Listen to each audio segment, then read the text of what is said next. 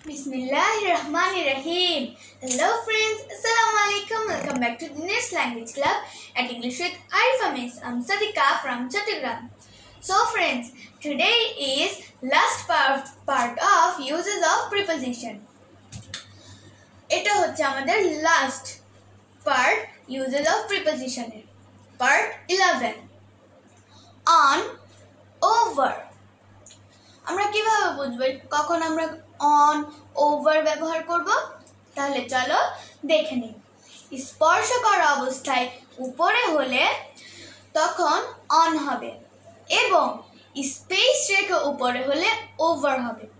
অর্থাৎ যেমন একটা যদি বই আমি টেবিলের উপর রাখি তাহলে তখন আমরা on বলবো। The book is on the table. The book is on the table. এরপর আমরা over কে ধরতে পারি fan. The fan is over the table. The fan is over the table. আমরা কি ফ্যান কি দেওয়ালের সাথে ঝুলে আছে কিন্তু টেবিলের সাথে লেগে নেই, সেজন্য আমরা কি বলবো over. আমরা over দিয়ে আরেকটাও ধরতে পারি। The clock is over the cupboard. The clock is over the cupboard.